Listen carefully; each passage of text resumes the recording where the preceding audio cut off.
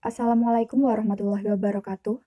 Pada kesempatan ini, saya Anissa Dikarunia dan rekan saya Salma Ayasi akan mempresentasikan mengenai profil wilayah Kecamatan Rembang. Mengenal lebih dekat Kecamatan Rembang. Berikut anggota tim penyusun.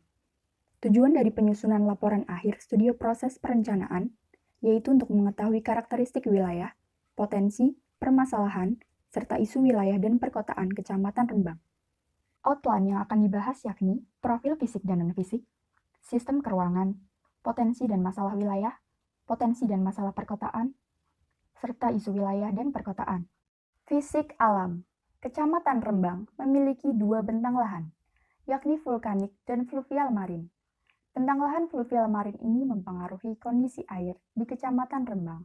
Terdapat pula bentang lahan di luar wilayah Kecamatan Rembang yang turut mempengaruhi jenis tanah, yakni bentang lahan struktural di Kabupaten Grobogan dan bentang lahan kars di Tuban. Terdapat 4 das di Kecamatan Rembang, yakni Das Panggung yang hulunya di Desa Turus Gede, Das Kiringan yang hulunya di Kapur Utara Kecamatan Bulu, lalu Das Jambangan dan Das Capluk yang hulunya di Karep, Kecamatan Sulang. Namun, saat ini das tersebut sudah mengalami kekeringan akibat sedimentasi dari tanah aluvial dan hidromorf, dan akibat pengaruh bentang lahan struktural dari Kabupaten Grobogan. Kecamatan Rembang memiliki 5 jenis tanah. Bentang lahan struktural di Kabupaten Grobogan yang mengandung kapur mempengaruhi jenis tanah grumosol dan Mediterranean, dan kedua jenis tanah ini juga mempengaruhi jenis tanah aluvial dan hidromorf. Bentang lahan kars dari Tuban juga turut mempengaruhi jenis tanah di Kecamatan Rembang.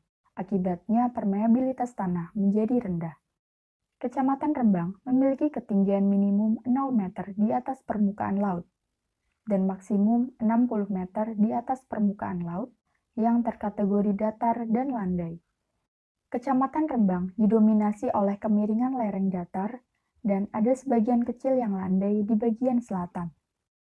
Curah hujan dan intensitas hujan harian dan tahunan terkategori rendah.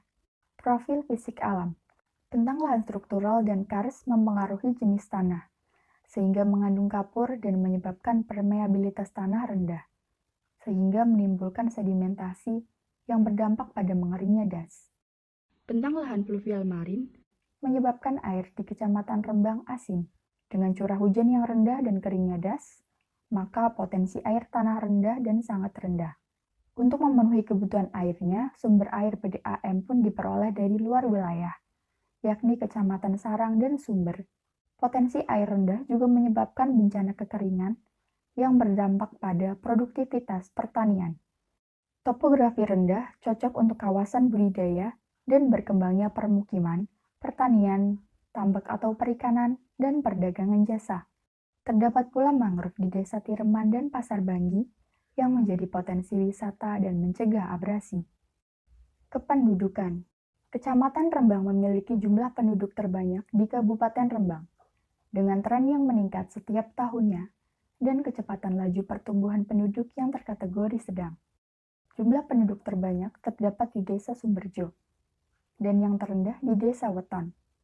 Jumlah bayi lahir di Kecamatan Rembang terbanyak, yakni 13,5% dari total Kabupaten Rembang. Hal ini menyebabkan Kecamatan Rembang membutuhkan sarana dan prasarana dasar yang lebih banyak dari kecamatan lainnya. Hampir semua desa di Kecamatan Rembang memiliki migrasi neto negatif. Penyebab penduduk keluar yakni untuk mengenyam pendidikan, mengikuti keluarga, dan mencari pekerjaan. Contohnya penduduk di Desa Pasar Banggi yang banyak pergi bekerja ke Lampung. Kepadatan penduduk neto kategori tinggi terdapat di kawasan perkotaan, yaitu Desa Gegunung Wetan, Pacar, dan Gegunung Kulon. Hal ini diakibatkan lokasinya yang dekat dengan Laut Jawa, strategis karena dilalui jalur Pantura, dan dekat dengan pusat pemerintahan, sehingga mudah menjangkau fasilitas. Mayoritas penduduk memiliki tingkat pendidikan terakhir SD sederajat, yakni sebanyak 35%. Secara umum, penyebabnya adalah akibat keterbatasan ekonomi. Berdasarkan hasil proyeksi, persentase usia produktif di Kecamatan Rembang terus meningkat hingga mencapai 72,3% pada tahun 2040.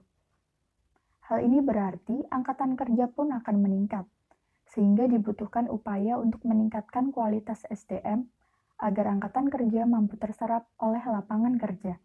Kecamatan Rembang memiliki jumlah pengangguran tertinggi, yakni 14,5% dari Kabupaten Rembang, akibat kurangnya lapangan pekerjaan yang sesuai. Akibatnya, banyak penduduk mencari pekerjaan keluar kota. Sosial budaya. Pada situs-situs kebudayaan di Kecamatan Rembang, terdapat kegiatan-kegiatan kebudayaan, seperti contohnya perayaan Imlek, Cap Gomeh, dan ulang tahun Makco yang diadakan di Kelenteng Makco. Terdapat pula acara sedekah laut di daerah pesisir yang dilakukan seminggu setelah Idul Fitri. Selain itu, terdapat pula kegiatan-kegiatan sosial seperti gotong royong dan kerja bakti, bantuan sosial bagi korban kebakaran, dan kegiatan olahraga bersama. Analisis sosiospasial ini dilakukan untuk mengetahui hubungan antar daerah dan aktivitas yang ada di suatu lokasi dan juga mengetahui jejak sosial dalam perkembangan suatu kasus. Kasus yang dibahas yakni mengenai penertiban pedagang kaki lima atau PKL di alun-alun Rembang. Tahun 2014, pemerintah daerah melakukan renovasi alun-alun. Tahun 2015, PKL mulai berdatangan dan berjualan secara tidak teratur dan tidak bertanggung jawab, sehingga menyebabkan kawasan alun-alun menjadi kotor, akibat sebagian PKL yang tidak membersihkan sampahnya, dan menyebabkan jalan di sekitar alun-alun menjadi licin karena bekas minyak. Sirkulasi pejalan kaki pun terhambat akibat PKL. Tahun 2016, tenda PKL ditata dengan lebih rapi.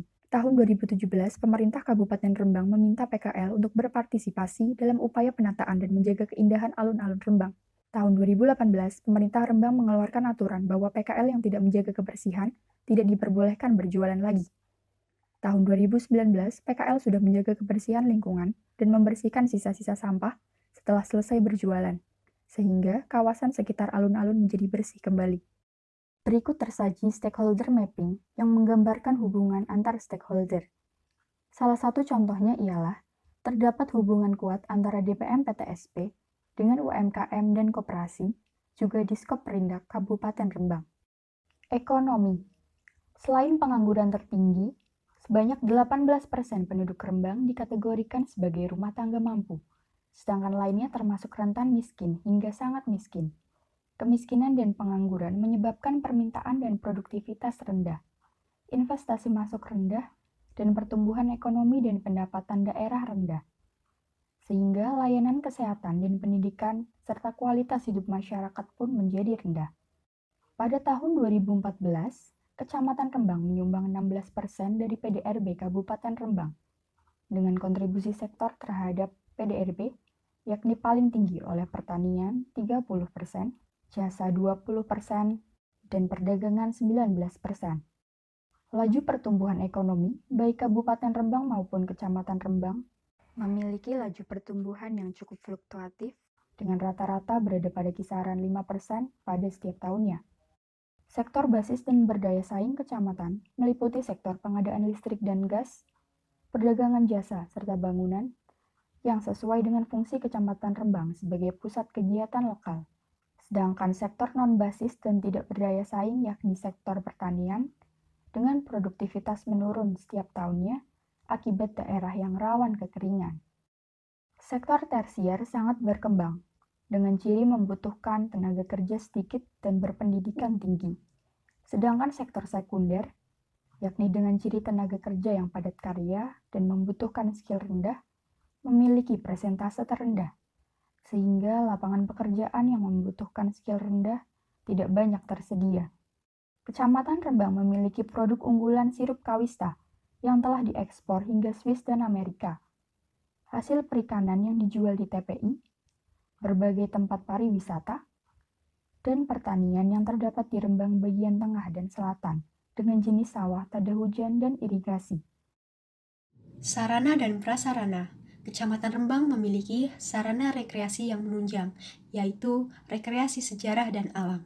Di antaranya terdapat Taman Rekreasi Pantai Kartini, Pantai Karangjahe, Museum Era Kartini, dan hutan mangrove.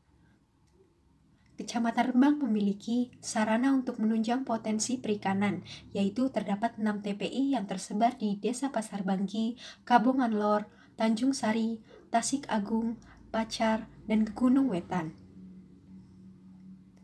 Adanya sarana pemerintahan dan pelayanan umum yang memiliki jangkauan luas akan memicu pergerakan menuju Kecamatan Rembang. Di antaranya, sarana pemerintahan berupa kantor bupati dan kantor kecamatan. Sarana pendidikan berupa STYPPI dan Aksi Rembang. Jangkauan pelayanan sarana pemerintahan telah menjangkau 1 Kabupaten Rembang.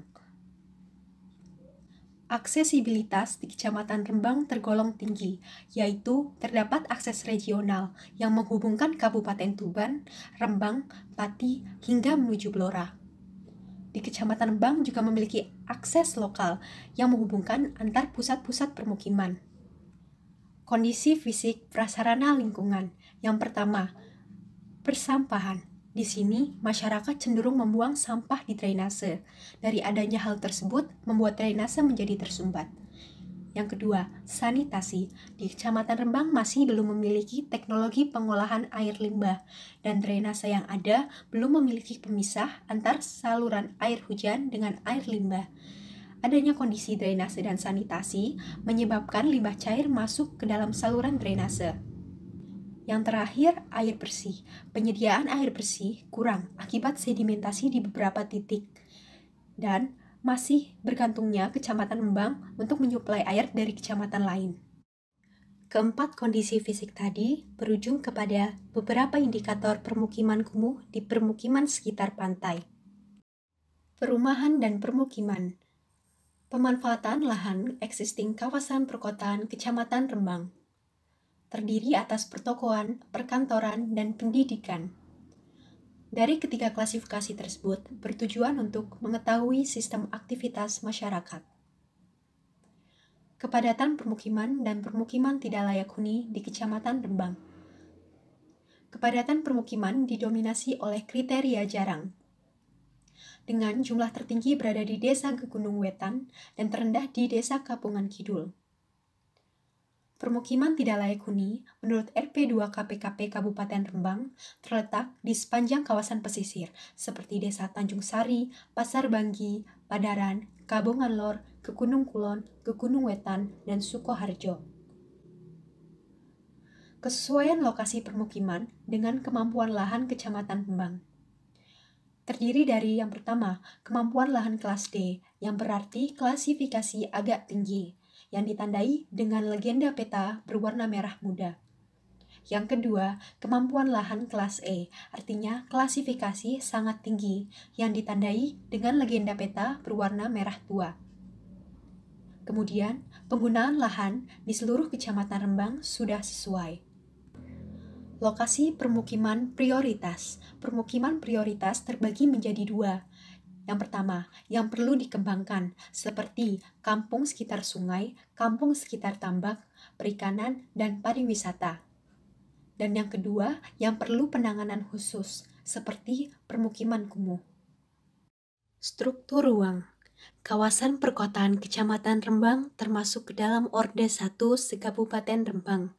Kemudian, dari total 27 desa dan 7 kelurahan, hanya terdapat 11 desa atau kelurahan yang menjadi kawasan perkotaan Rembang, sehingga 11 desa ini diprioritaskan pengembangannya.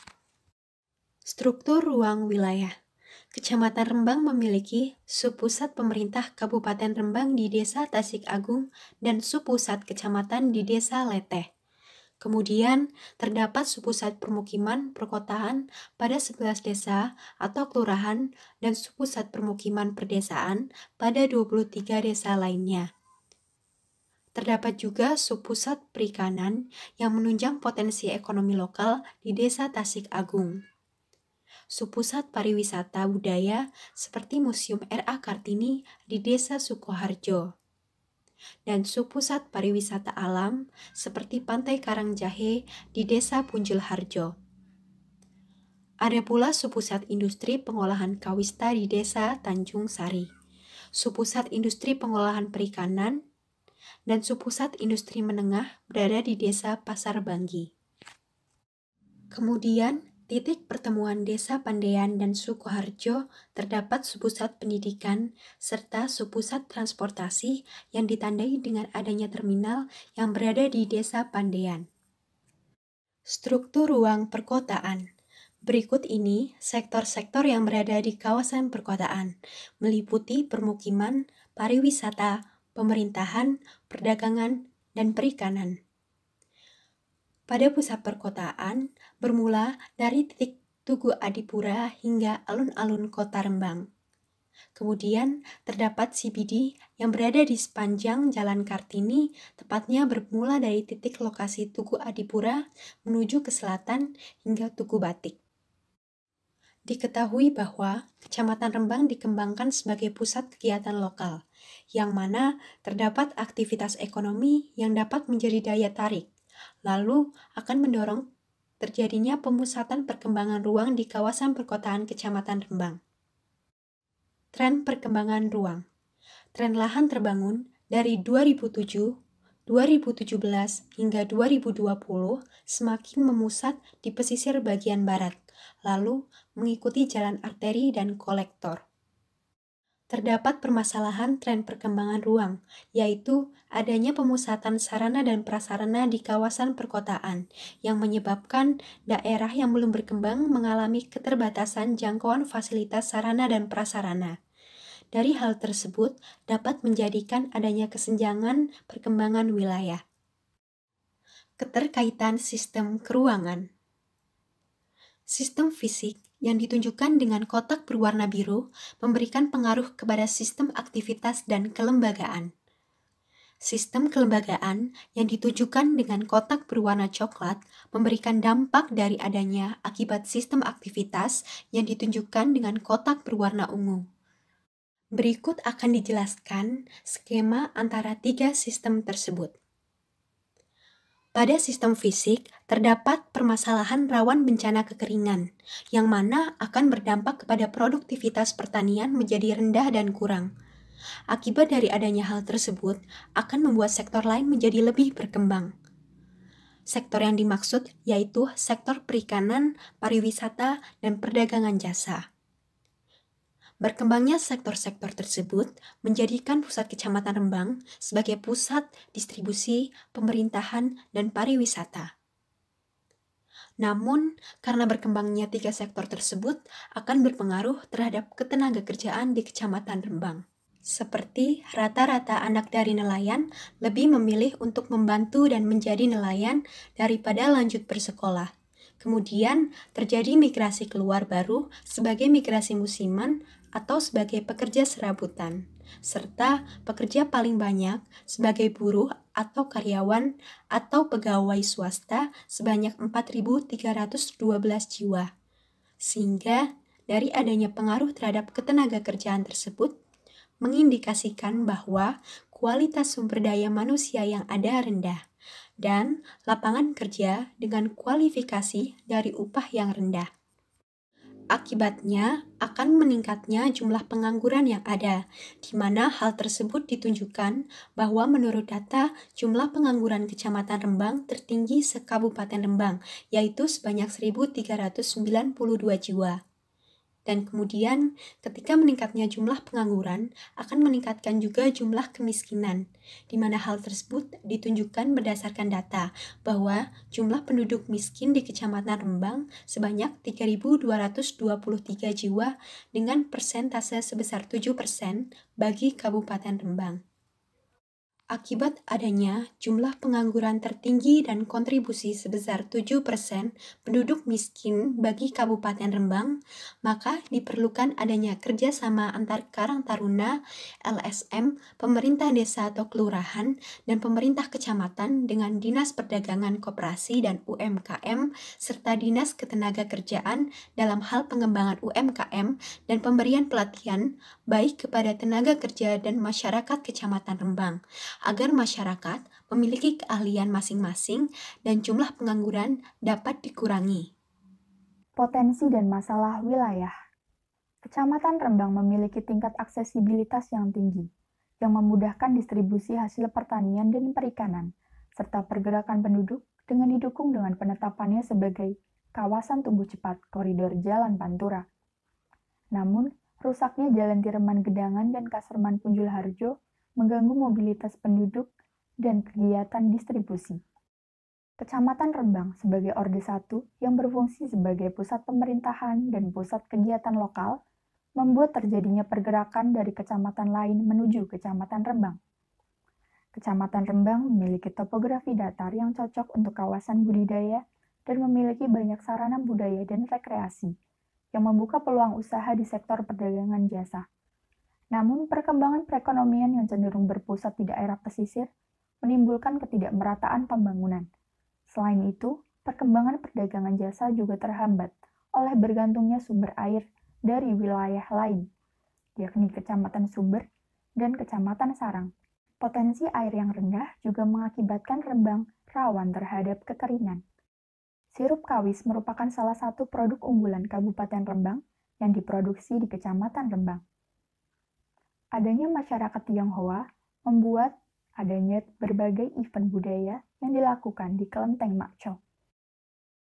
Rembang memiliki sektor basis berupa perikanan yang didukung dengan penetapannya sebagai kawasan bahari terpadu. Akibatnya terjadi kepadatan di bagian pesisir sebelah barat yang menimbulkan kondisi rumah yang saling berdempetan dan jalan yang sempit. Selain itu, kawasan pesisir sebelah barat ini juga rawan terhadap abrasi. Rembang memiliki banyak tenaga kerja, namun tingkat pendidikan dan kualitas SDM yang rendah menimbulkan terjadinya pengangguran dan kemiskinan. Penduduk pun banyak yang pergi meninggalkan Kecamatan Rembang untuk bekerja keluar kota, mengenyam pendidikan, dan faktor keluarga. Pengangguran dan kemiskinan merupakan salah satu sebab terciptanya permukiman kumuh dan rumah tidak sehat di beberapa desa. Potensi dan masalah perkotaan. Kecamatan Rembang berperan sebagai pusat kegiatan lokal, sehingga menjadi pusat aktivitas dan membuka peluang bagi berbagai jenis pekerjaan. Namun, jumlah pengangguran di perkotaan Rembang masih tinggi, yakni 36% dari total pengangguran kecamatan. Pusat pengembangan perikanan dan kelautan menyebabkan berkembangnya usaha pengolahan ikan dan kerajinan. Namun, letak perkotaan yang terdapat di daerah pesisir sangat rawan akan bahaya abrasi.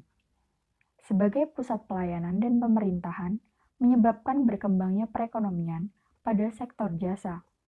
Sebagai pusat pariwisata baik alam maupun sejarah, menyebabkan berkembangnya sektor lain, seperti perdagangan, hotel, restoran, dan transportasi.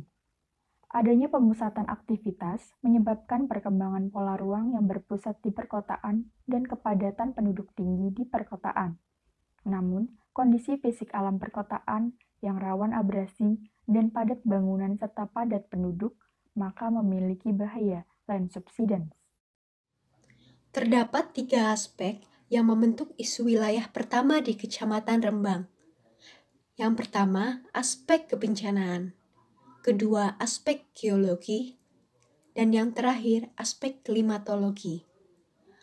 Dari ketiga aspek tersebut membentuk isu wilayah pertama, yaitu Kecamatan Rembang berada pada zona rawan kekeringan dan abrasi.